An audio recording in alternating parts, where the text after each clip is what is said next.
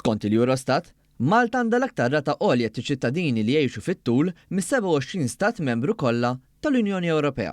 Dan ir-riżultat hu wkoll riflessjoni ta' waħda mill-aqwa sistemi tal-kura tas-saħħa fid-dinja li jeżistu f'pajjiżna, li għadha titjib regolarment u li l-Istat ilu joffriha b'xejn għal 20 ta' snin. Minkejja kull kritika inġusta li ssir fuq din il-kura, partikolarment mill-Oppożizzjoni Nazzjonalista, u fatt magħruf li llum aktar minn qatt qabel ix-xibka wiesa ta' servizzi offruti liċ-ċittadini Maltin u Għawċin ilejra ta' qatt ta' popli oħrajn minn madwar id-dinja. Dan anke ħafna minnhom laqqas biss joffru kura tal-ogħla livell b'xejn mill-gvernijiet rispettivi tagħhom kif ingawdu aħna.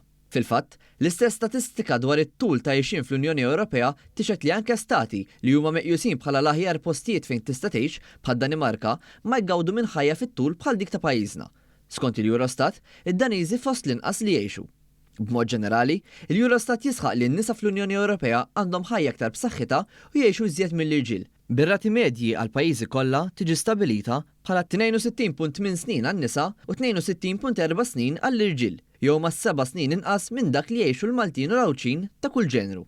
L-analiżi fuq it-tul ta' ħajja fost iċ-ċittadini Ewropej mill-Uffiċċju tal-Istatistika tal-Unjoni Ewropea li tibbaża fuq dejta miġbura fl-2022 turi kif pajjiżna jinsab fil-quċċata tal-lista kemm għaċ-ċittadini irġiel kif ukoll għan-nisa, b'medja ta' aktar minn 70 sena fiż-żewġ każi.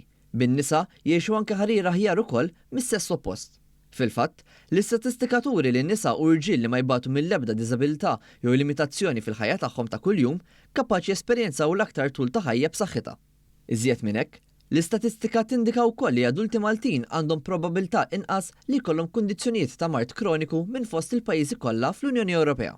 Warajna jiġu l-Iżvediżi bi kważi 3 snin inqas fil-medja tal-għejxin tagħhom fost l-irġiel u l-Bulgari b'sena u fuqhom inqas minn nisa Maltin.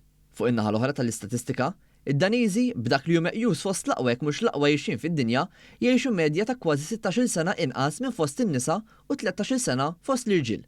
Fil-fatt, mill-istatistika tal-2022, l-Eurostat jikkonkludi li n-nisa Daniżi jgħixu medja ta' 54.6 snin, waqt li l-irġiel jgħixu 57.1 snin. Fil-Latvja, hemm diskrepanza ta' 17-il sena inqas fost l-irġiel u kważi 15-il sena inqas fost in-nisa, meta jitqablu ma' dawk f'pajjiżna.